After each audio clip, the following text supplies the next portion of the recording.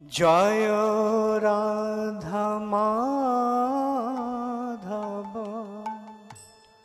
কুঞ্জ বিহারী।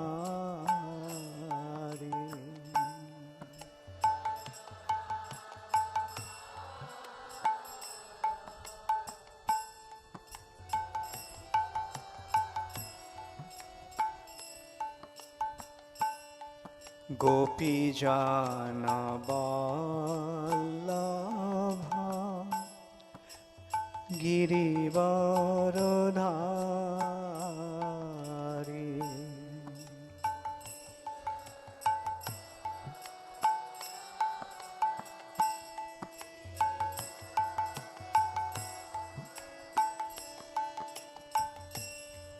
গোপীজন বল্লভ গিরিবরধারী।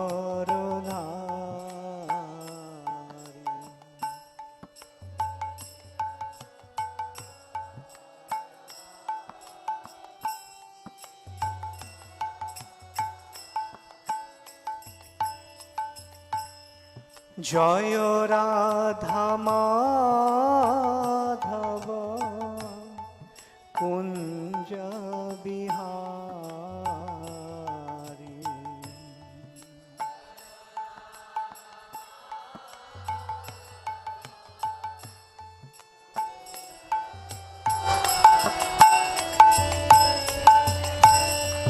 গোপীজন বল্লভ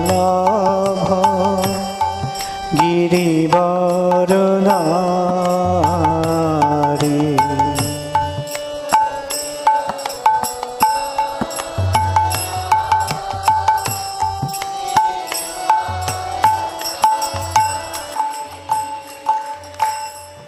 যশোদানন্দন ব্রজজনরঞ্জন।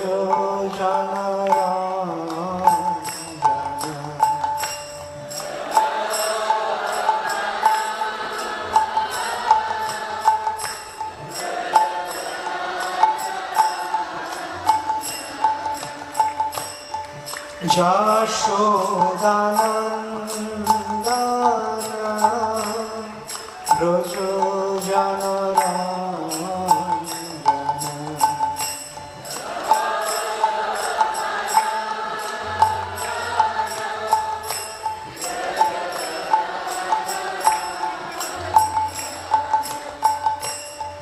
যমুনা তীর বনচারী।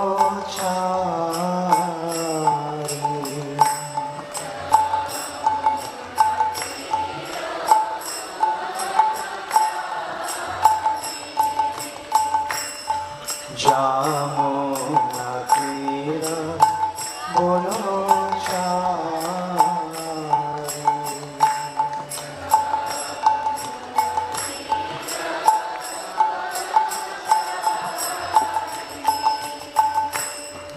জয় রাধা মাধব কুঞ্জ বিহারী।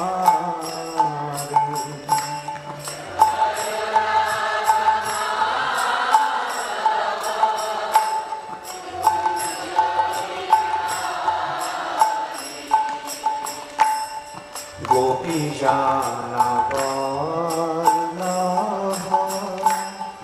গিরিবরধারী।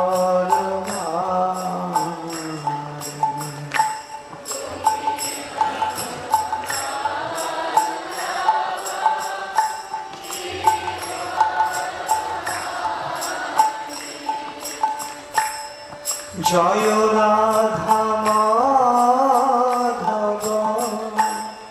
কুঞ্জ বিহারী।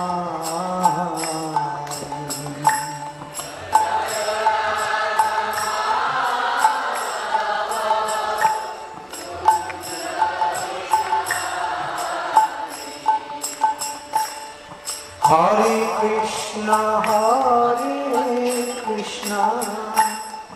কৃষ্ণ কৃষ্ণ হরে হরে। হরে Ram Ram Ram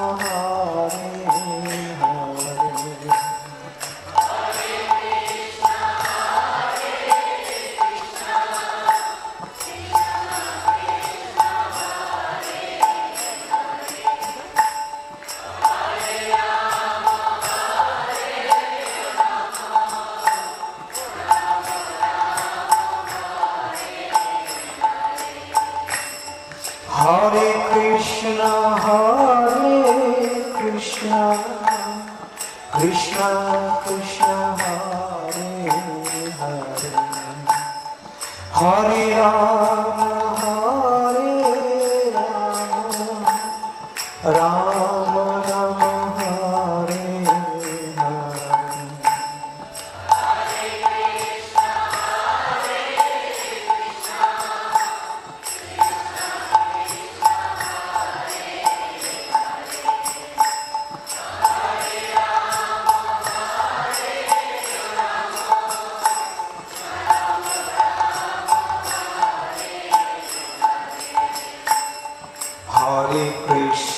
Hare Krishna Krishna Krishna Hare Hare Hare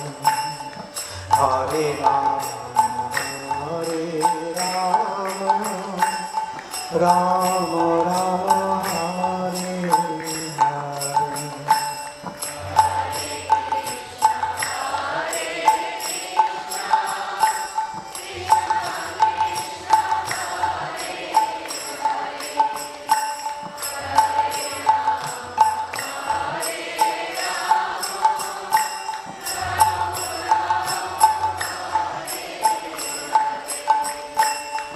Hare Krishna Krishna Krishna Hare Hare Hare Rama Rama Rama Hare Hare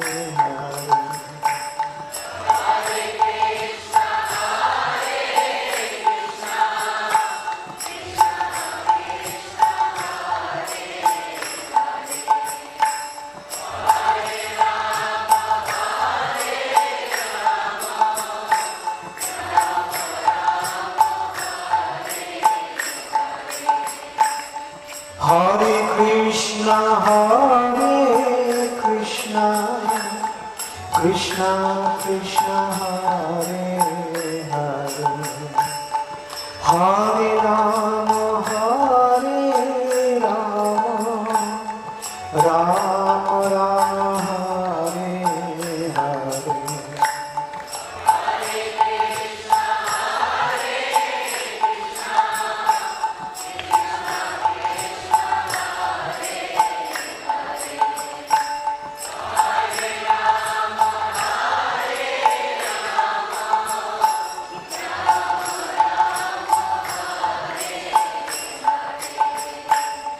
Jaya Radha Madhava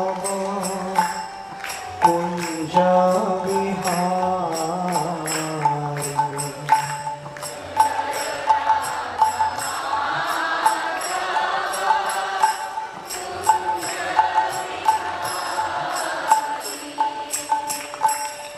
Jaya Radha Madhava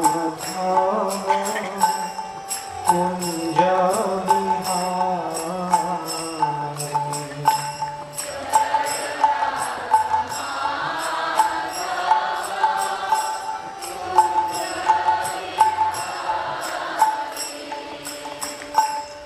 Gopi Jana Vallabha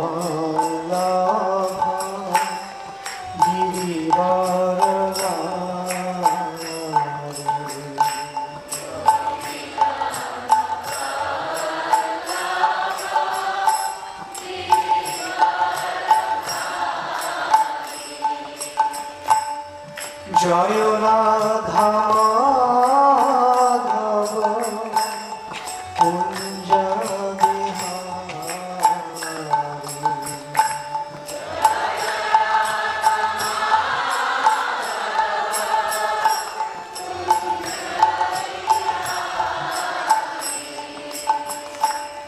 Gopi Jana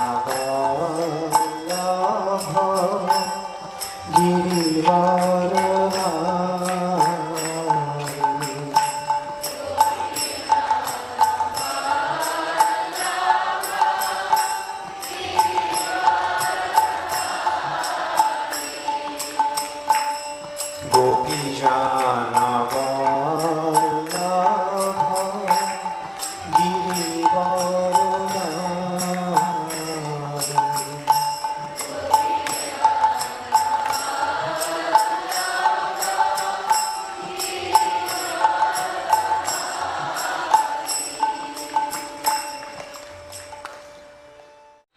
Nama Om Vishnu Padaya Krishna Prishtaya Bhutale Srimate Bhakti Vedanta Swami Niti Namine Namaste Saraswati Deve Gauravani Pracharine Nirvishesha Shunnavadi Paschata Deshatarine Nama Om Vishnu Padaya Krishna Prishtaya Bhutale Srimate Gour Govinda Swami Niti Namine Shri Krishna Chaitanya Prabhu Nityananda Shri Advaita Gadadhar Shivashadi Gaura Bhakta Vrinda Hare Krishna Krishna Krishna Hare Hare Hare Rama Rama Rama Hare Hare. His Holiness Gaur Govinda Swami Maharaj ki jai. Srila Prabhupada attracted many exalted spiritual personalities, and His Holiness Gaur Govinda Swami Maharaj is one of them. When you look at his life, we can see that from the very beginning of his life, he had been a very, very dedicated devotee of Krishna, very exalted devotee of Krishna. Maharaj appeared in a small village in Odisha called Jagannath Pur, and he appeared in a devotee family. His father Ishwar Manik and mother Potter Devi were very wonderful devotees. His maternal grandfather, his mother's father, was such a exalted devotee of Krishna that the whole day he used to just chant the holy name. And he was also very famous as a kirtaniya. He had his kirtan group, and I heard that on special occasions the king of Odisha used to call his group to Jagannath Puri and to Cuttack, which was the capital, to chant the holy name of the Lord.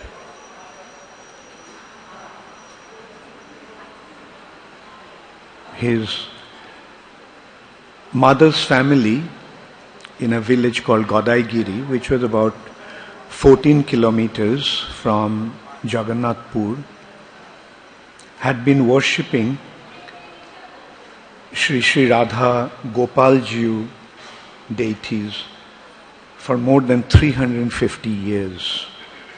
Jai Shri Shri Panchatattva ki Jai. Jai Shri Shri Radha Madhava Shriman Mahaprabhu ki. Shri Shri Prahlad Nrsimha Dev ki Jai. So we can see that by Krishna's divine arrangement, he appeared in a devotee family and had a very wonderful spiritual upbringing from his childhood. He was born on 2nd September 1929.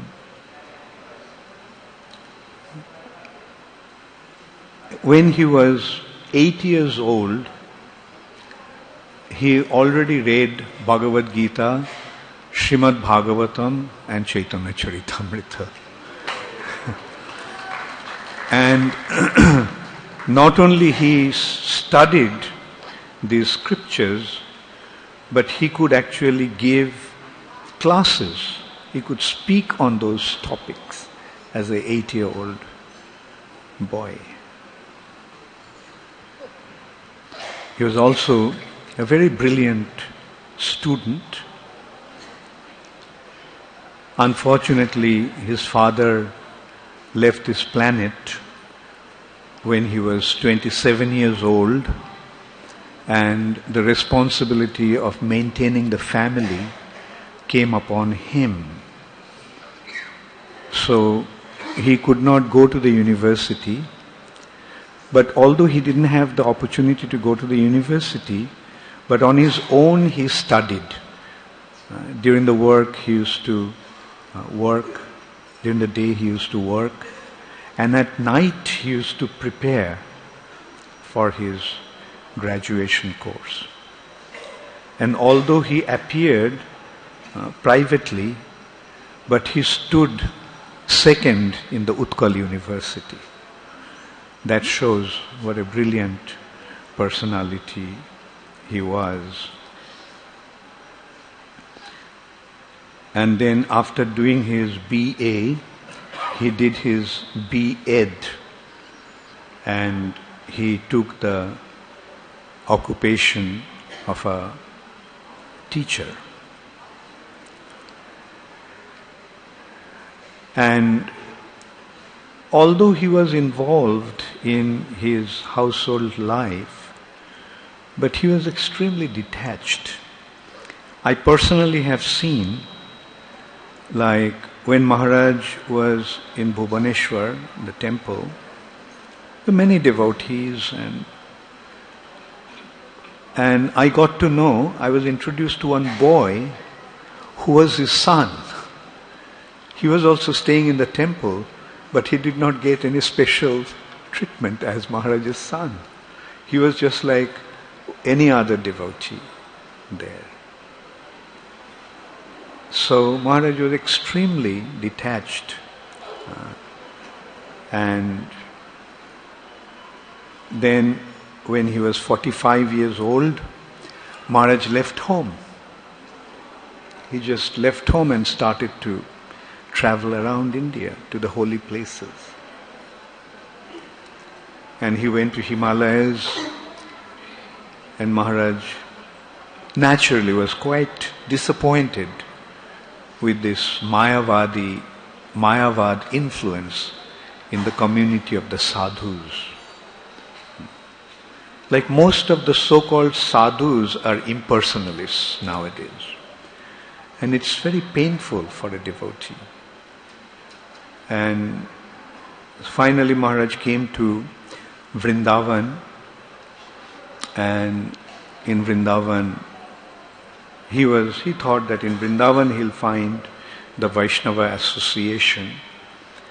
And although all four sampradayas were very well established in Vrindavan, and Maharaj used to go to different ashrams, spend days together, stay in the ashram, listen to them.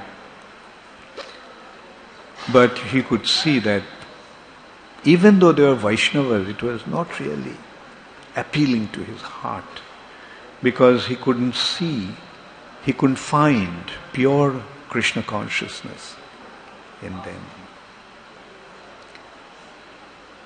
In that respect, we can consider that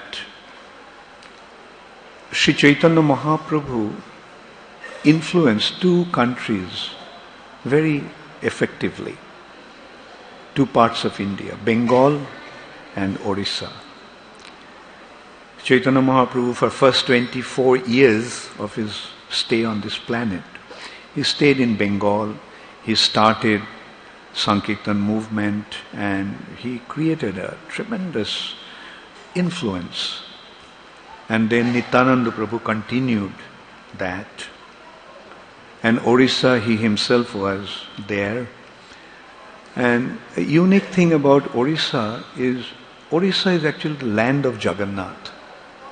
And as a result of that, most of the people there are great devotees. They have inherent attachment to Krishna, to Lord Jagannath.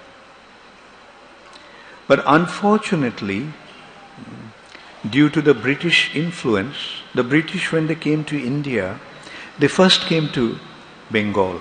They first came to Calcutta. And they established their setup in Calcutta. And as a result of that British influence, Mahaprabhu's teachings were sort of lost. And as you all know, then all kinds of apasampradayas started to crop up, and the teachings of Lord Chaitanya was practically covered over. And then came Ramakrishna Vivekananda. The whole of Bengal became totally spoilt by their false and non-spiritual propaganda. Whereas Orissa was not affected by any of these things. Therefore, the Krishna consciousness remained quite intact in Orissa. Even today we can see the difference between Bengal and Orissa. In Bengal, gradually due to Prabhupada's influence, things are changing. Due to our preaching, due to Namhat preaching, all the villages and all, Krishna consciousness is being established. But Orissa is very different. Like even if you go to some villages, you see people are so devoted, so Krishna conscious. So we can understand why Gaur Govinda Maharaj was disappointed when he even went to Vrindavan. Because that pure Krishna bhakti was not there in this. He couldn't find them in these 4 sampradayas. Then one day he saw a sign. The International Society for Krishna Consciousness. It was nothing that impressive. Like the construction was going on. It was like a construction site. But the sign was there. So it appealed to him, International Society. So he went to speak to the people in there. And when he went there, he found the Westerners, the Americans and Europeans. They have become Krishna Bhaktas. So that actually impressed him so much. And he felt that this is the real thing. Krishna Bhakti is meant for every single living entity. It is not just meant for Indians or Asians. It's for everyone. And then he told somebody, he started to speak to somebody, some devotee, and he explained to him about Prabhupada and how Prabhupada went to America and how he spread Krishna consciousness there and how he made them into devotees and how they became affected by Srila Prabhupada's teachings. So he became eager to see Srila Prabhupada. Now he was already dressed in saffron and he was a sadhu, like from his appearance. And so he asked that devotee, "Can I please meet your guru?" So that devotee said, "Yeah, you have to speak to his secretary." And at that time, Brahmananda Maharaj was Prabhupada's secretary. So he went and spoke to him. So Prabhupada at that time just finished his lunch and he was about to take rest. So when he went and told Brahmananda told him that Prabhupada just took lunch. Anyway, I will go and ask him whether he would like to meet you. So he went and told Prabhupada that one sadhu wanted to see you. Then Prabhupada's immediate response was, "Yeah, bring him in." So Gaur Govinda Maharaj was taken to Srila Prabhupada. At that time his name was actually Brajabandhu. We can see, born in a village called Jagannathpur. He had a name, Brajabandhu, friend of Braj, friend of Vrindavan. So we can see the spiritual background that he was actually appeared in. And so Prabhupada saw him dressed in saffron. So Prabhupada, after some exchange, Prabhupada asked him, "So are you a sannyasi?" He said, "No, I didn't officially, formally take sannyas as yet. I'm just wandering around in search of spiritual upliftment." Then Prabhupada said, "I will give you sannyas." In the first meeting, Prabhupada told him that he would give him sannyas. And then Prabhupada gave him first and second initiation. And then in 1975, on the occasion of the inauguration of Krishna Balaram temple, Srila Prabhupada gave him sannyas and gave him the name Gour Govinda Swami. Prabhupada gave him 3 instructions. You translate my books into Odia, you build a temple, and you preach around the world. Prabhupada saw his spiritual acumen. At that time in Orissa, we got a piece of land given by a very wealthy person, Nityananda Kanungo,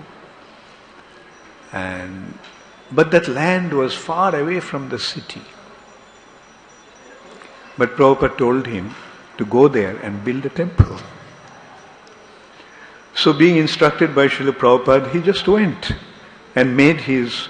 Initially he didn't have any place to stay and there was nothing in that place. There was a little village, little far away, and that was called Nampalli. But where the land was, there was nothing around there.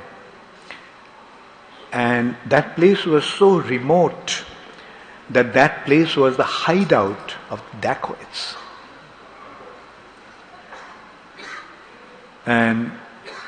But there was a tea shop, and at the back of the tea shop there was a room. So Gour Govinda Maharaj made arrangement to stay in that room.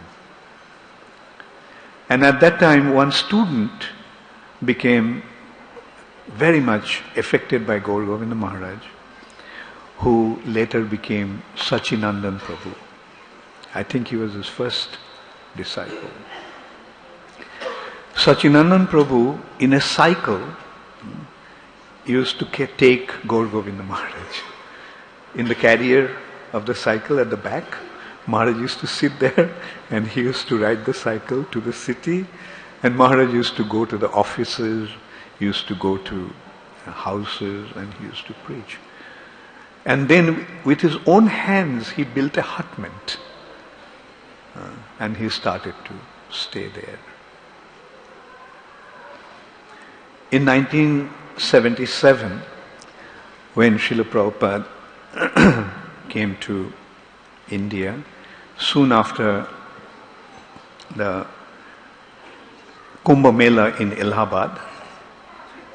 Kumbh Mela was in January, and from Kumbh Mela Prabhupada went to Calcutta, and from Calcutta Srila Prabhupada decided to go to Bhubaneswar. And he stayed there for 17 days. Although no arrangement, no proper arrangement. Actually for Prabhupada arrangement was made. Some nice arrangement for Prabhupada was made in some rich supporters' house. But Prabhupada decided not to stay there. Prabhupada decided to stay in that land. In that small hut, Srila Prabhupada stayed there for 17 days with a whole lot of his disciples. And on the Nityananda Trayodasi day, Srila Prabhupada did the groundbreaking ceremony of the temple there.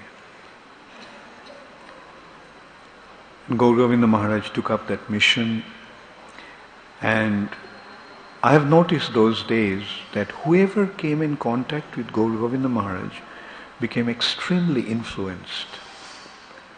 I mean, even though some personalities were quite difficult to deal with, but they committed themselves to serve Gaur Govinda Maharaj, serve with Gaur Govinda Maharaj.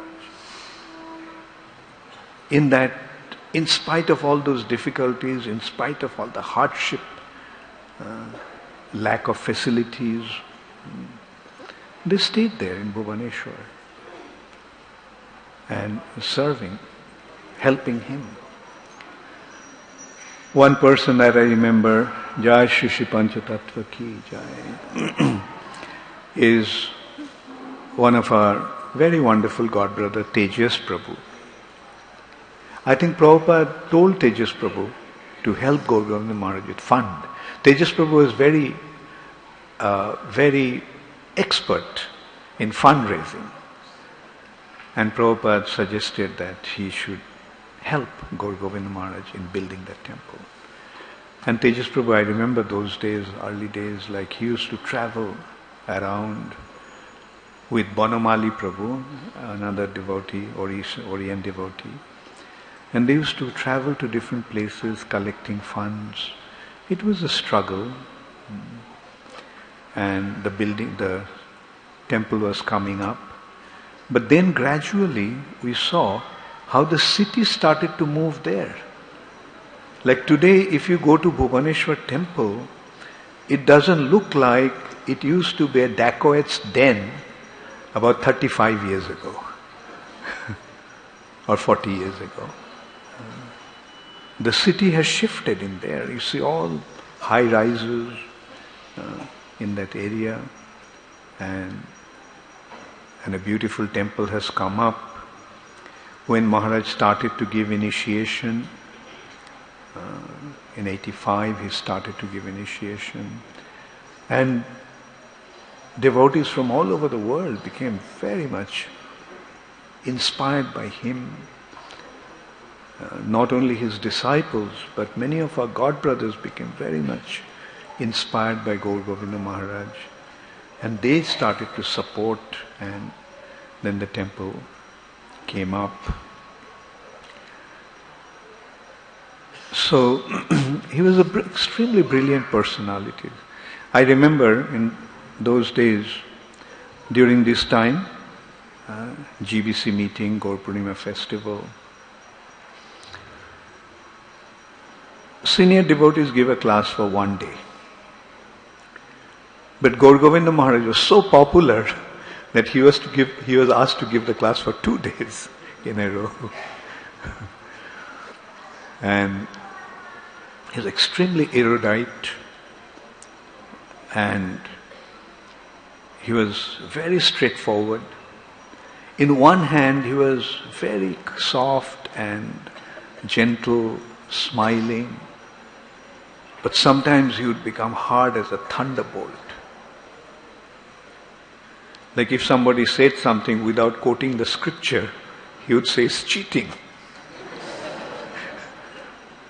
How do you substantiate that statement? Where is it in the scriptures? And he had such a profound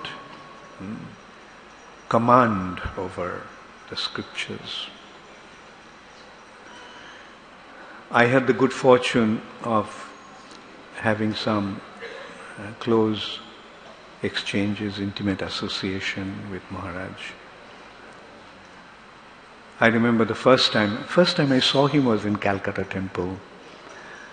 I was just a new devotee, and one day Maharaj came and he was a sannyasi, so I made arrangements for his prasad. So when I was serving him prasad, he was talking to me, and as I remember, all the time he was just smiling, laughing while talking to me. And he was happy to see that I joined, and at that time I didn't meet Srila Prabhupada. I just joined in Mayapur. Then I met Srila Prabhupada in Kumbh Mela, 77. And Prabhupada also, in our first meeting, Srila Prabhupada gave me the instruction to translate his books into Bengali. That was the first instruction I ever received from Srila Prabhupada. You translate my books into Bengali. And that actually gave me the opportunity to come close to Srila Prabhupada.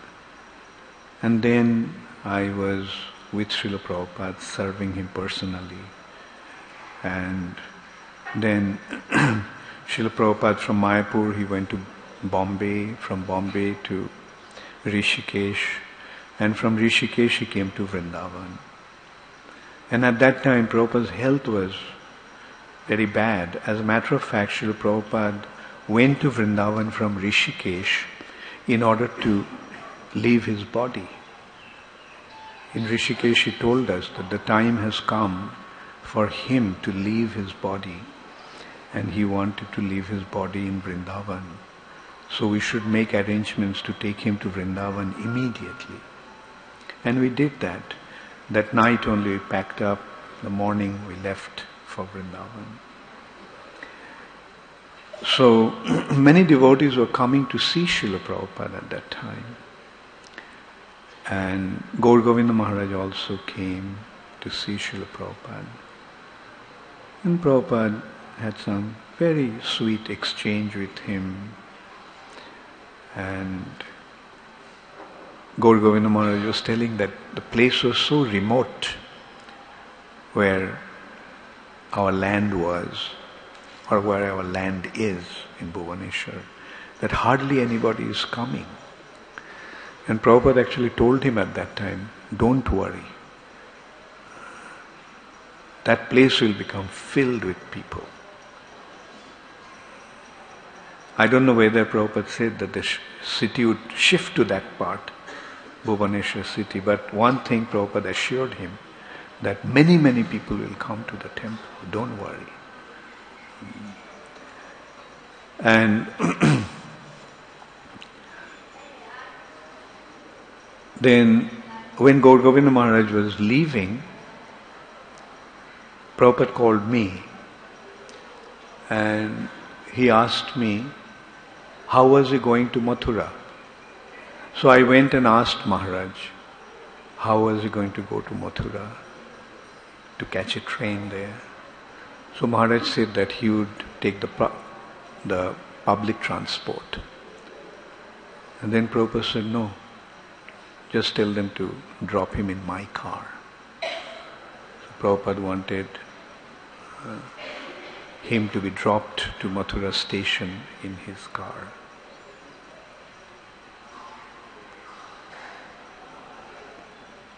Then after that,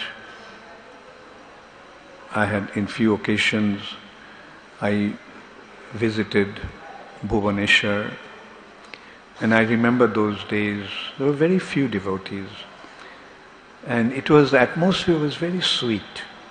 Bhagavat Prabhu was there. He was very fond of Gour Govinda Maharaj, actually. He's our godbrother from America. Chaitanya Sinha was taking care of the construction. Another godbrother of ours. Actually, those days all were our godbrothers and god-sisters. And Gour Govinda Maharaj was just absorbed in translating and studying and giving discourses. I noticed that he would not eat, because sometimes he used to come and stay in Calcutta where I used to stay. And I used to notice that unless and until Maharaj translated certain number of pages, I think it was 10 pages of Srimad Bhagavatam, he would not eat. He would eat only after he translated certain number of pages of Srimad Bhagavatam. He was extremely austere.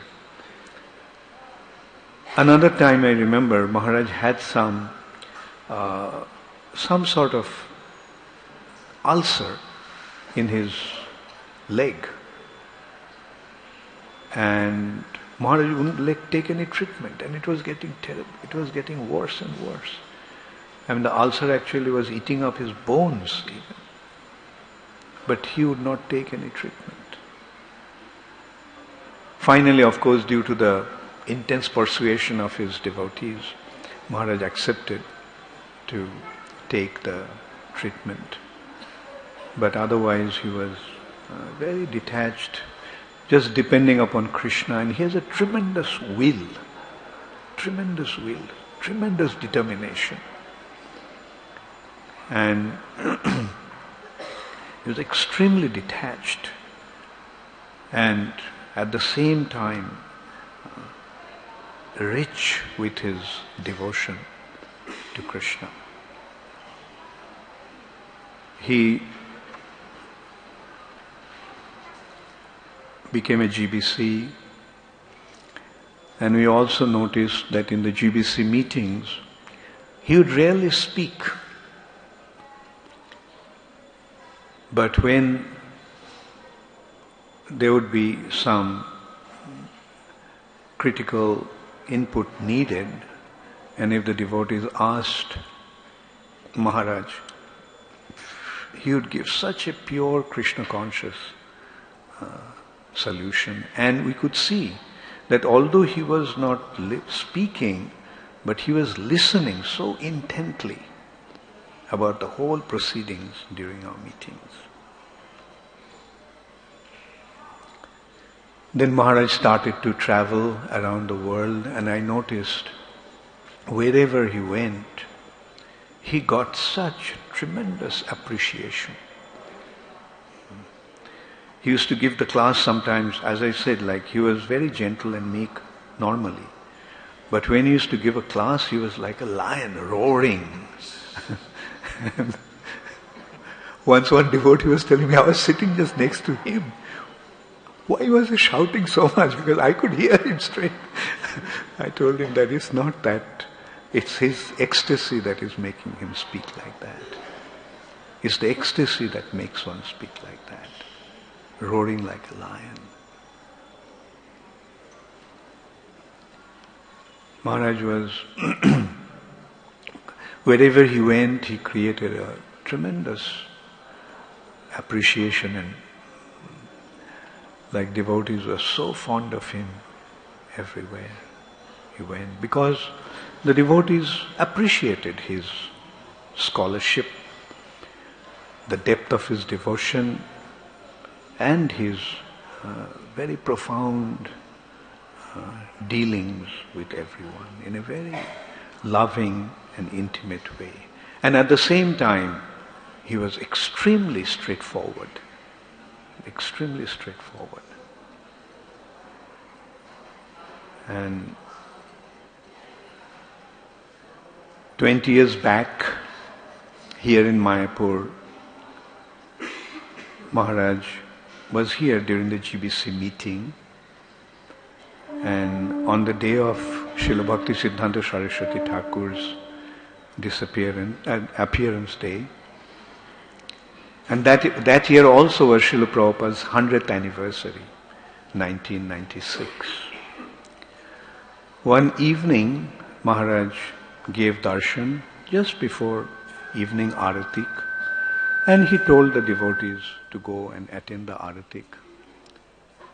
So all the devotees, after just listening to him, they just left, came to the aratik. And Maharaj used to stay where my room is, in the Conch building. Maharaj's room was 3 rooms after that. His servant just came running to me And he came and told that Guru Maharaj fainted, Guru Maharaj fainted. So I also ran to his room. And in the meantime, one devotee who was not a doctor, but he had some experience in whichever way, I came and I found that he was feeling Maharaj's pulse. And he told me that he left his body. It was so sudden that we couldn't even imagine that he could live. Like he gave a class, spoke about Lord Jagannath's glory, and to the group of devotees sitting there. And in a few minutes after that, he just left. The whole night we sang kirtan, we chanted kirtan. His leading disciples, Maharaj's leading disciples, wanted to take Maharaj's body to Bhubaneswar. So they took Maharaj to Bhubaneswar in a vehicle. Some of us traveled to Bhubaneswar. Radhanath Maharaj and I traveled by train to Bhubaneswar that day.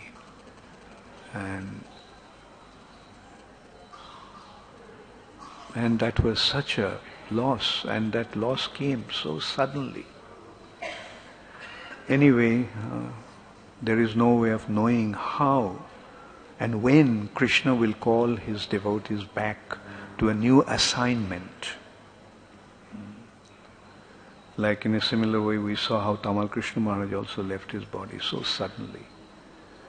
At a time like that, we have to understand that Krishna actually called them to give them some more important assignment, some more important engagement. For us, it's a great loss, but we can't fathom, we cannot understand what is Krishna's plan, what is Srila Prabhupada's plan. And I'll end the class with a pastimes that His Holiness Gour Govinda Maharaj narrated about why Krishna came as Sri Chaitanya Mahaprabhu. One day in Vrindavan, Radharani was waiting for Krishna. The Sakhis arranged the kunja, they met in flower groves. So they decorated the place very beautifully for Krishna to come. Radharani was waiting, but Krishna didn't come. It was quite late, still Krishna didn't come. So one duti was sent, one messenger was sent, one girl was sent to find out what actually happened, why Krishna is not coming. So that duti went and found out that Krishna was with Chandravali. Chandravali, although is Radharani's sister, but she is Radharani's competitor. So, incidentally, in Braja Leela is Radharani and Chandravali, and in Dwarka Leela, Chandravali becomes Rukmini and Radharani becomes Satyabhama. So they are always with Krishna. So Krishna is with Chandravali. Hearing that, Radharani became so upset. She said,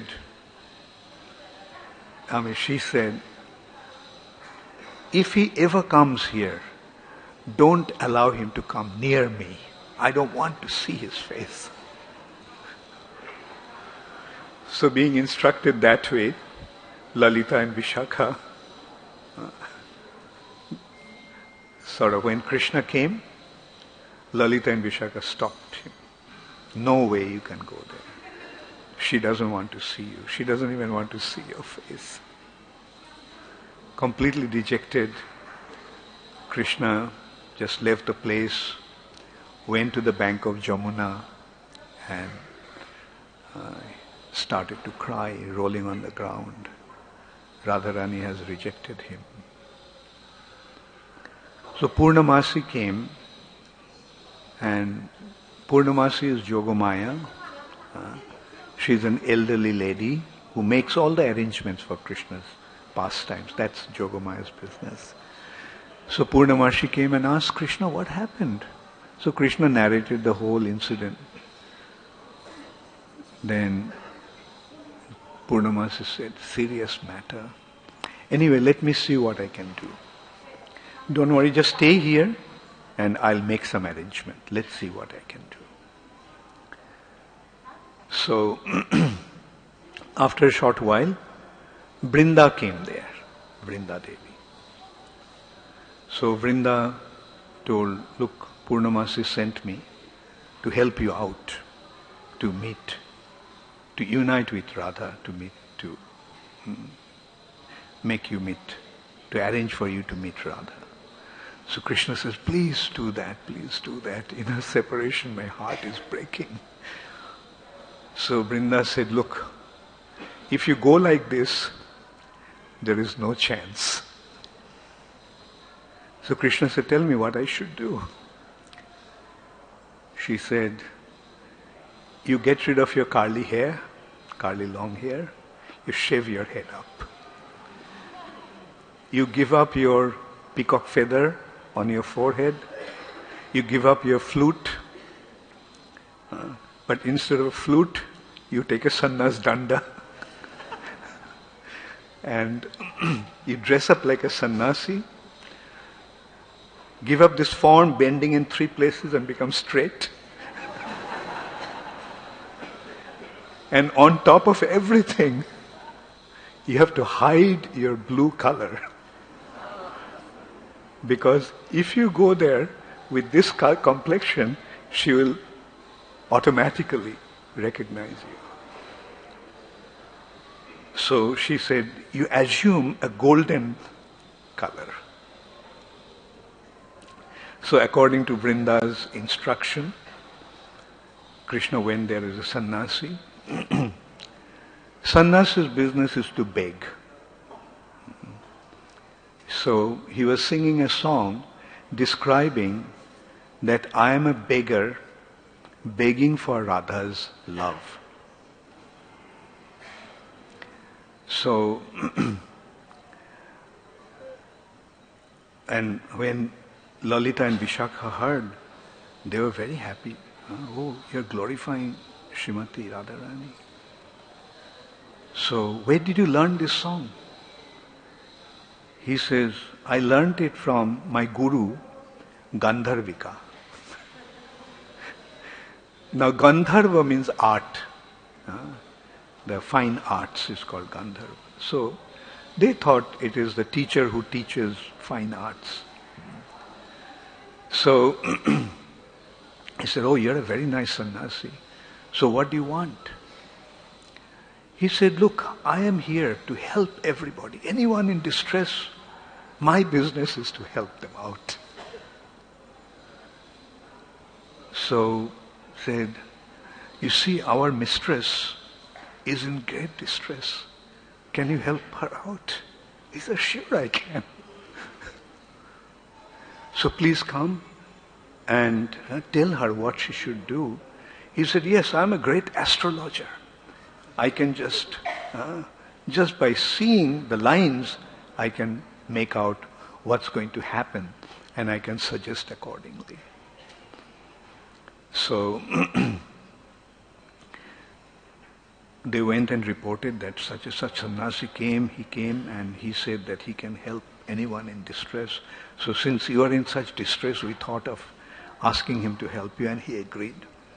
So Radharani came and came to the veranda, sannyasi was taken there. Radharani came covering her face because she doesn't see anyone. She didn't see anyone but Krishna. So he said, so sannyasi, Thakur, can you please read her palm? Then he said, look, I'm a sannyasi.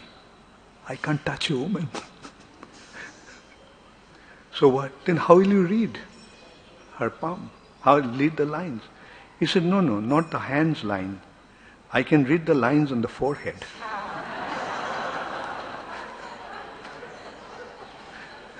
So,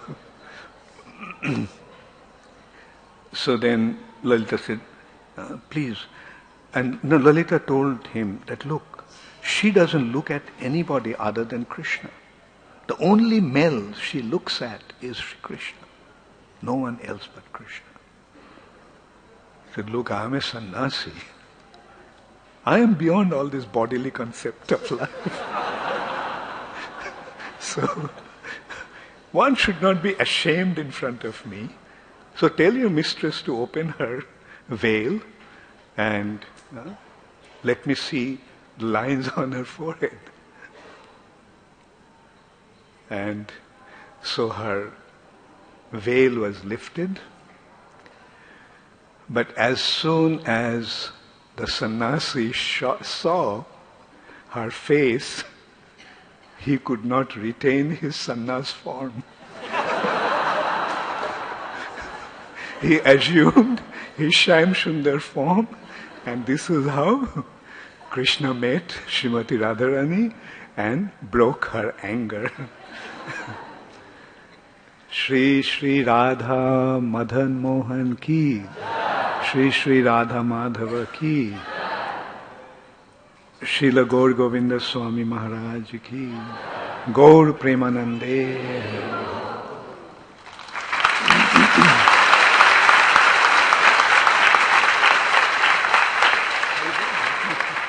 Hare Krishna.